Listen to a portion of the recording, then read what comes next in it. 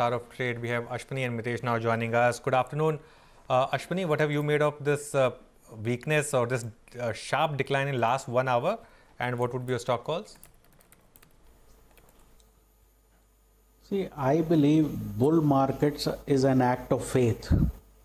So if you have faith that this is a bull market, then this is the correction that you want to buy. Whether this is the one that goes to 10,400, that's impossible to say. I don't think this is that one. Basically, in our market, everybody gets on the same side.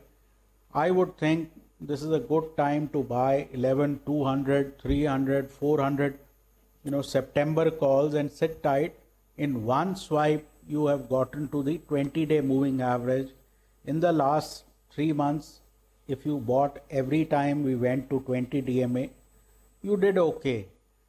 So I don't think banks, I have been saying, Aditya Puri sold, but banks are selling off on their own. It's an underperforming sector, and whenever people get opportunity to get out, they will get out, and that is how sectors become underweight. Sectors become overweight when you move like pharma. Even on bad days, you go up. So Lupin is a buy with a stop of 980, target of 1040.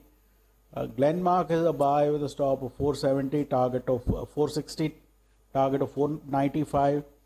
And PFC is a sell with a stop of 97, target of 84. Okay, so those are the calls that Ashwini is going with this afternoon. Let's bring in Mitesh as well. Mitesh, what's your approach? Are you looking to sell down on the indices at all? And what about stocks? No, we haven't sold down on the indices, Surabhi. Good afternoon. But what we have done is that we have pruned our stock long exposure once we started breaking below the 11,230 mark. So I think very clearly the market could possibly get into a corrective zone below, as if it stays below 11,230, and the possible targets here first will be 11,050, and I think even the recent lows which was made on the 3rd of August, the 10,880, 890 zone could be tested. So I think there could be some more downside happening. So exited a good part of, in fact, about 90% of long positions on these stocks, and then waited to take some short position. But I would, possibly take that over the next 1 hour, maybe today or tomorrow early morning. See if there's a SGX gap up happening on the upside, if there's some bounce back, and that will be a good level to sell.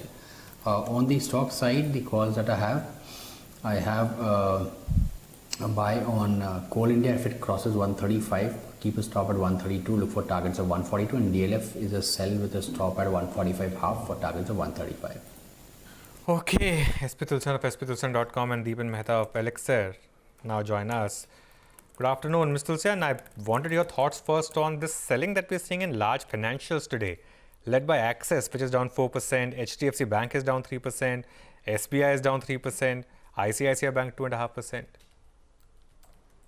So, if you see this situation, maybe practically for this whole week, the whole for whole week starting from Monday, we have been seeing Nifty future and Bank Nifty future in an overbought position because of the premium seen, prevailing for both the indices. And now, in fact, at this moment, at this point of time, Bank Nifty future is in discount of 20 points. Nifty future is in a discount of about 10 points. So this overbought position has to get liquidated.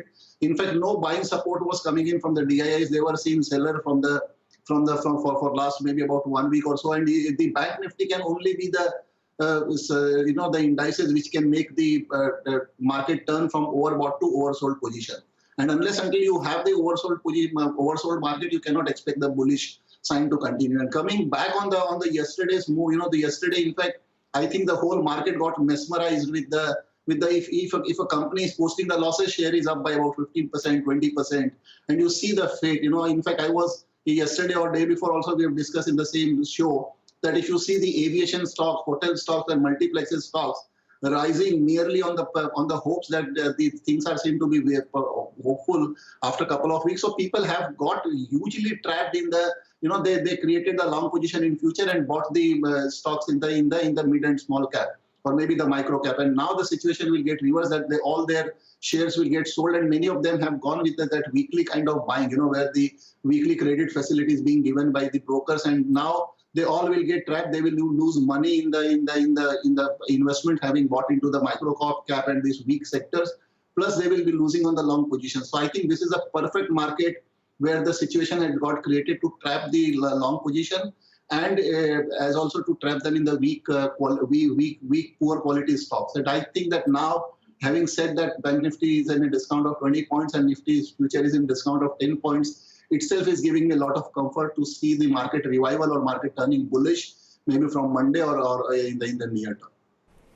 Okay, maybe we get that revival next week, is Mr. Tulsian's point. Let's bring in Deepan Mehta into the conversation as well. Deepan, that's the thing. There's no pillar, to the market today. There's nowhere to hide. Even your tech stocks that usually hold up well. Today they're sort of putting up their hands. What do you make of this fierce selling that we're seeing today, specifically, of course, on the large financials?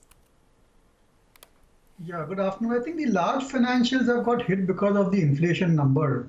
And clearly, I think any further rate cuts therefore seem a bit remote.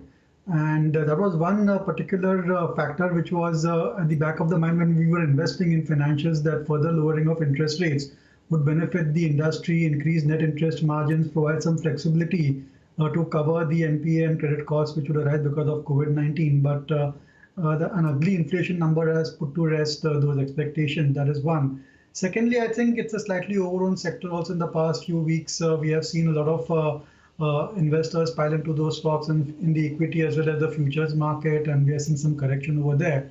But broadly, I agree with what Mr. Tulsian has said. I think, we have these Robin Hood type of day traders and investors, and this is perhaps the first of a shakeout moment for such new investors, and it will really test their interest in the stock market and their ability to ride the turbulence. So I think that if the market closes at these levels, then there's no revival. And on Monday also, if we open with a gap down, then you could have a serious correction, maybe in the range of 5 to 7% from its recent high. So one needs to keep that in mind. Okay, Deepan, good afternoon. What stands out though is that pharma is still doing quite okay. Today's big move has been on Lupin. Any thoughts here? See, I think pharma is seeing a decent bit of institutional investing as well. So it's not just the HNIs and the retail. I think a lot of institutions, mutual funds, FIIs, who had generally been underweight are now starting to tank up on pharma shares. And mind you, this is perhaps the first breakout earning seasons for the pharma company. And we have had shockingly, surprisingly good results coming in from pharma, better than what Street was expected. And when you look at what other choices you have, given that the global pandemic and the uncertainties around that and impact it will have on non-pharma businesses, one wants to migrate to pharma where we are having the benefit of safety as well as growth. So I think that's one sector which will remain in focus, and at corrections, investors will look to increase their exposure over there. Specifically, Lupin, I think, had a soft quarter for many reasons which the management has explained. But underlying, it's a good business. They have strong products, good understanding of the market, and some of the adjustments which a lot of other pharma companies have taken in terms of focus on products and focus on geography. I think Lupin is doing the same thing. It's just that we need to wait for a couple of quarters for the benefits of the results to come through. Valuations are attractive. It's a top-class pharma company. I wouldn't want to sell off Lupin just because of one bad number in for the June quarter. Okay, that is a call on Lupin. By the way, it's been very interesting. The kind of sell-off that we've got in some of the auto names today. Ashok Leyland, for what it's worth, is still managing a 1.5% up move. Eicher, of course, is the one that's taken it on the chin. Mr. Tulsian, how do you read through? We were getting diverging commentary because Eicher for its CV business did not sound as optimistic as Ashok Leyland. Any calls on some of these auto stocks which have been so active this week?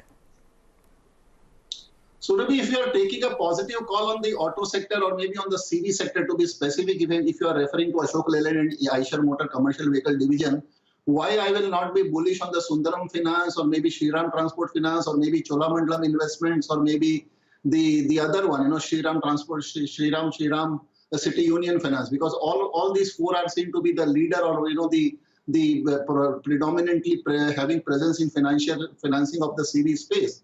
Now coming specifically on the F&O ban list, you see that 12 stocks are in the F&O ban, and it reminds me of the olden days. Sometimes though I have always taken a yardstick that if it is in F&O ban, just avoid that stock. But you don't get to convince yourself when you see the Oro Pharma in that space, or maybe Bata having corrected to the level of 1200, saying that now they are one should remain away from them. So this ban theory probably seen, as I said, that people got mesmerized yesterday on the mid and small cap or maybe the poor quality stocks.